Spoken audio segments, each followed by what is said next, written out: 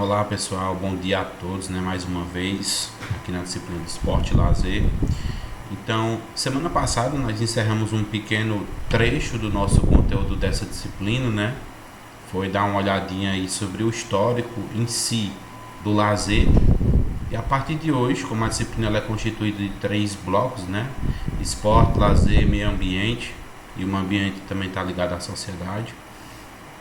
Nós vamos estar estudando um pouco sobre a introdução ao esporte, né? A gente vai tentar entender o que é essa manifestação cultural, corporal, esporte, beleza? Então é o seguinte, a primeira pergunta, o que é esporte, né? Que a gente pode se fazer. Tanto nós podemos discutir, como também vocês podem trazer alguma informação lá da escola, vai dizer, e a grande maioria relata, que o esporte é jogar bola, né? Um entendimento errado da cultura, da manifestação cultural do esporte, ok? Até porque jogar bola pode ser entendida como uma brincadeira, só que na maioria das vezes, por pessoas que são leigas, que não são da área, acabam entendendo que é um esporte. Você chega às vezes para a criança e diz, galera, nós vamos ter aula de educação física. Aí eles perguntam, professor, a gente vai praticar esporte? Sim. Se você fizer uma pergunta, qual é o primeiro esporte que vocês vão praticar? Ele diz jogar bola. Ele não diz futsal, ou handebol, ou voleibol, tá bom? A não ser aqueles que já têm um pouco mais de entendimento dos conteúdos que são tratados na disciplina de educação física, tá? Mas, beleza. O que é esporte? A gente pode pensar dentro de um contexto esportivo. Esporte é entendido ou pode significar que é uma ludicidade, né? Para quem não entende o termo, ludicidade em si é quando a gente coloca a parte do brincar, ok? Quando tem brincadeiras em si, tem pessoas que já entendem o caráter de ludicidade. Por isso que tanto nos processos de iniciação esportiva, nós devemos frisar bastante esse aspecto da ludicidade, para que fique interessante para os nossos alunos, ok? Beleza, esporte.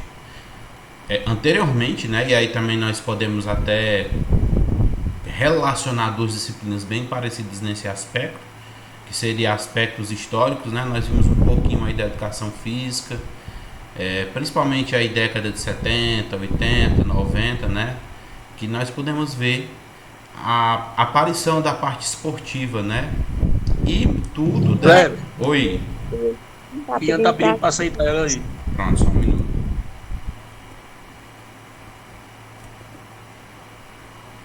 Pronto, ela pode entrar agora.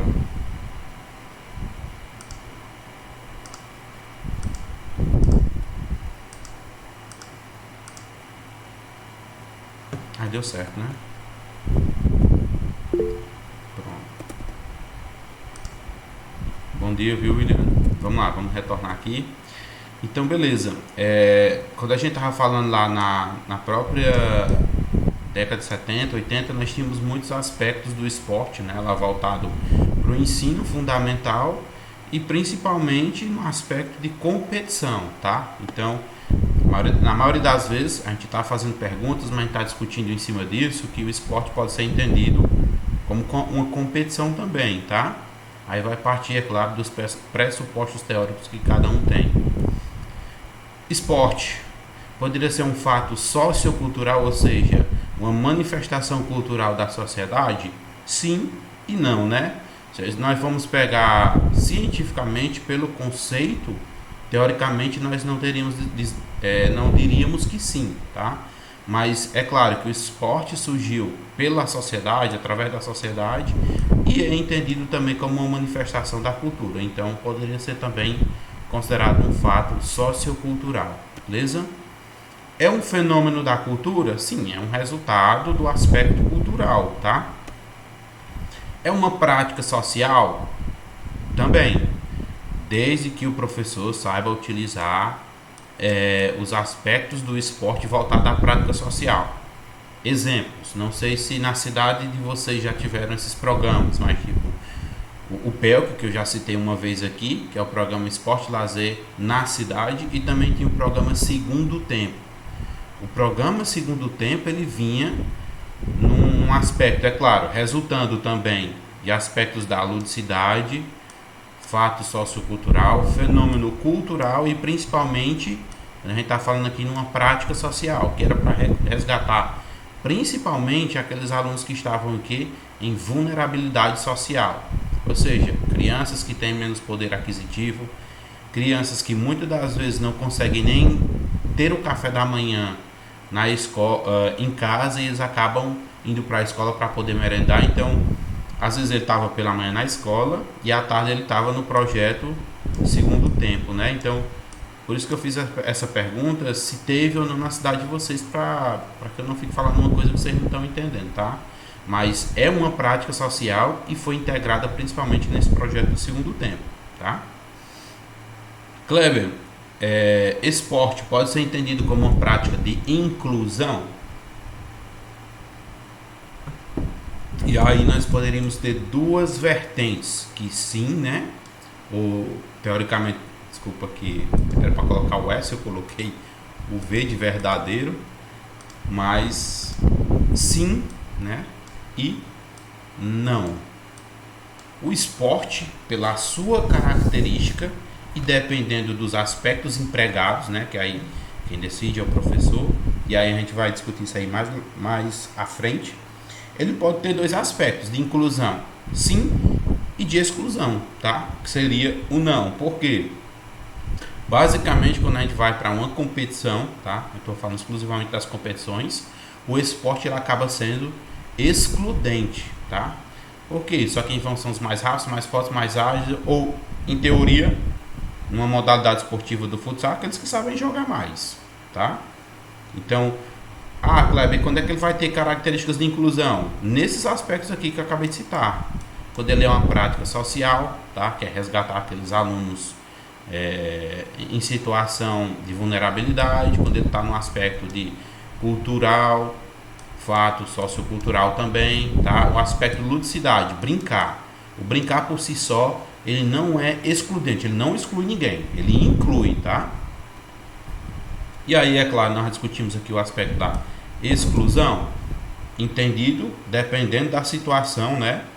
Por exemplo, quando se vai para o esporte de rendimento, tá? E aqui eu deveria ter colocado essa aspa. Nós temos dois tipos de competição. As que são só para inclusão, geralmente é o interclasse na escola, e que você organiza e pede que todos participem, em detrimento se sabe jogar ou não. Se participar já está valendo, tá? Pode ser entendido também como um aspecto de lazer? Sim, nós já discutimos isso aqui anteriormente, que o esporte, como uma manifestação cultural, também pode ser entendido como um aspecto de lazer. Tem pessoas que no seu tempo livre, e aí nessa conceituação bastante pessoal do lazer, acaba dizendo, eu estou praticando algum tipo de esporte, tá? No meu tempo livre, no meu lazer, ok? Pessoal, vocês estão conseguindo me escutar? Só para eu verificar aqui para ver se não aconteceu nada. Estão sim, então tá.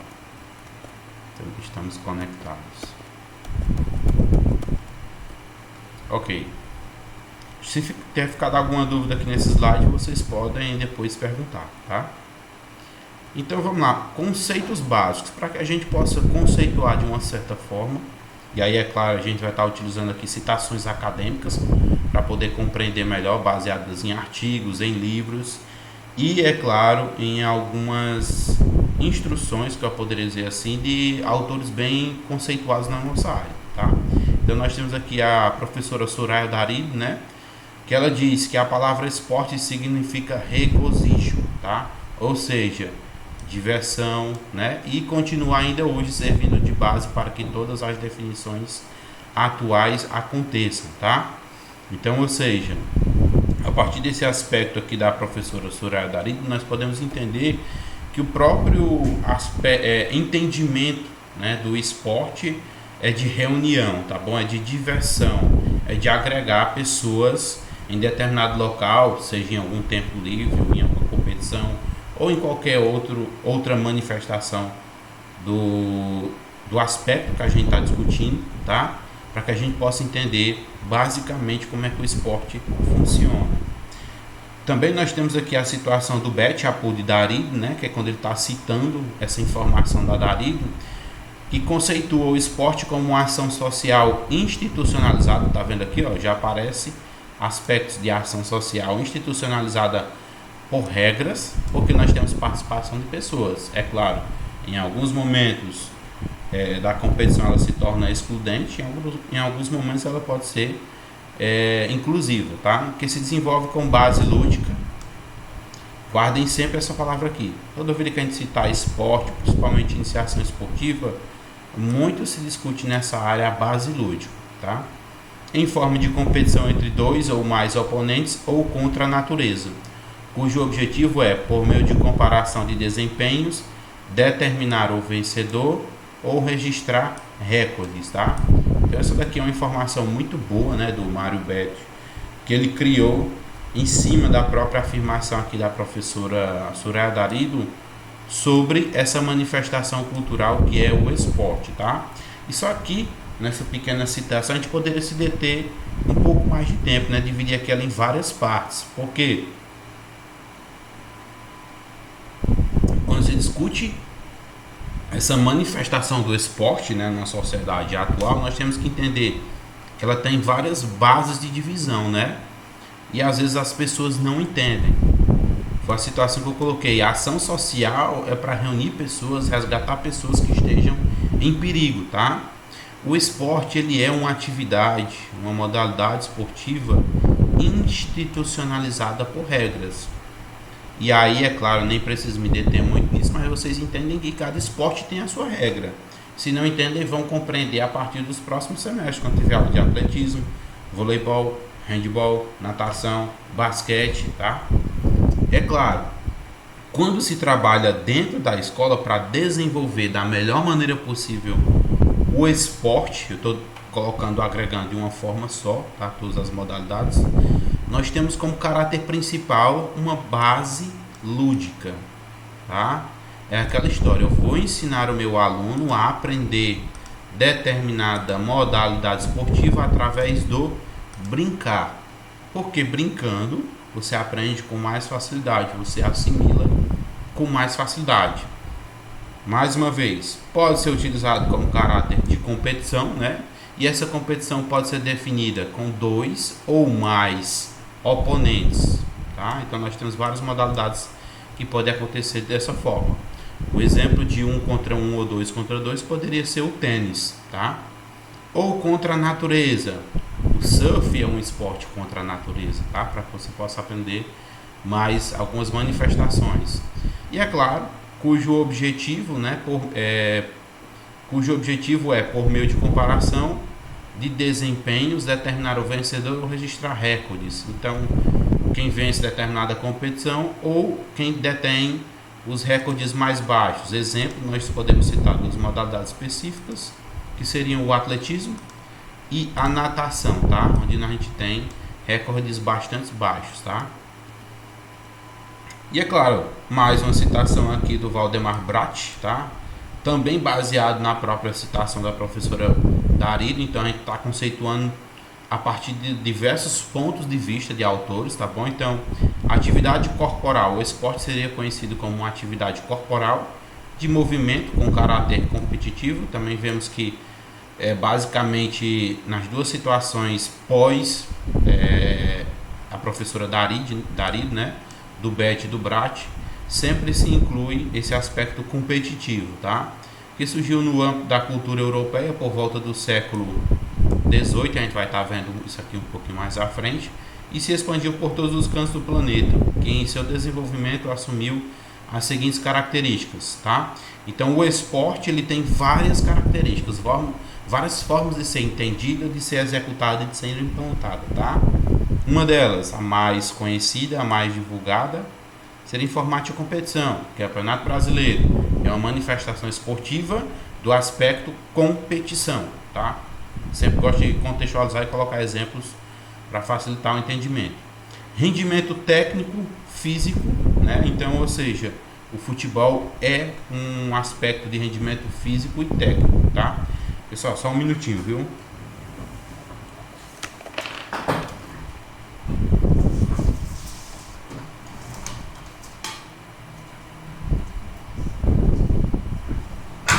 Depois ela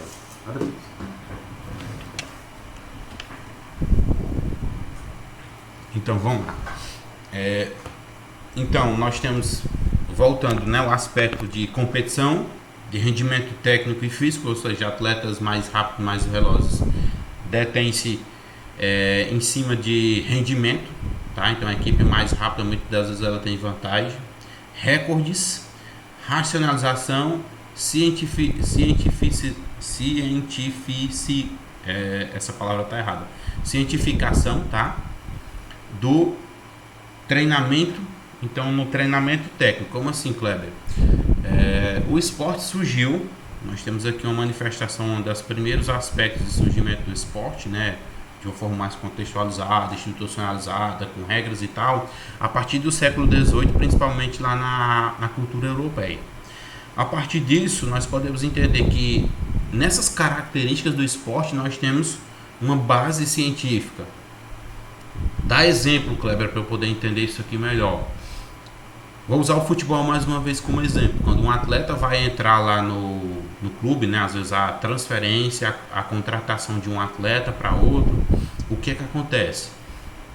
Esse atleta ele vai passar por uma série de testes. Por que esses testes são necessários? Ou seja, o esporte ele foi cientificado, ele passou por uma base de estudos. Então, os estudos montaram parâmetros de rendimento físico, e é claro, isso aqui a gente vai discutir bem mais à frente lá na disciplina de cineantropometria, que é uma disciplina de avaliação física, tá?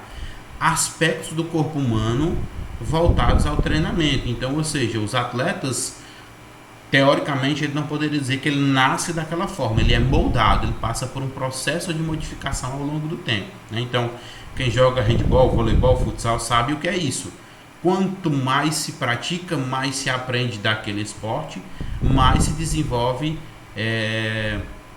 como é que eu posso dizer, habilidades e competências. Então, um atleta, que eu posso utilizar aqui tanto do handebol como do futsal, um atleta que chuta com as duas pernas, tanto com a direita como a esquerda, que ele chuta muito bem, ele é bem valorizado dentro do esporte.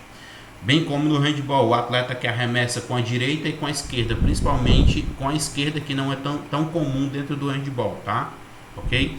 A maioria dos atletas hoje em dia eles são destros, poucos são canhotos dentro do handebol, e os que são super valorizados. Então, estudos mostram que esses atletas acabam desenvolvendo capacidades físicas mais efetivas, né? Em detrimento do treinamento. Então, ou seja, cria-se manifestação cultural do esporte, cria-se modalidades, mas nós temos uma base científica para discutir cada um desses esportes, ok?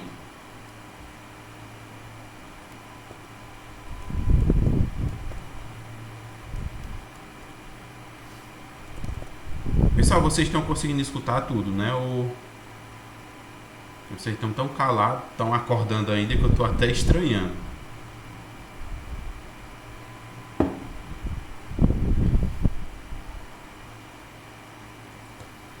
Vamos lá, vamos continuar. Então, pelo menos uma pessoa que estou com a Cacá ali mostrou que está vivo.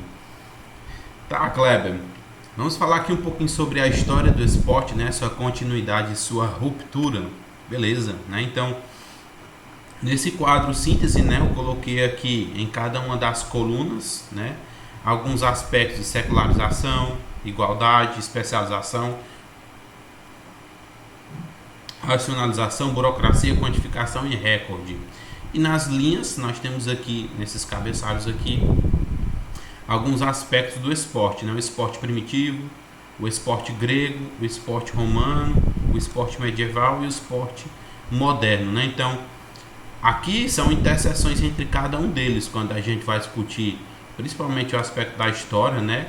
Sua continuidade e sua ruptura. O esporte secularizado, né? Primitivo, aconteceu? Sim e não, né?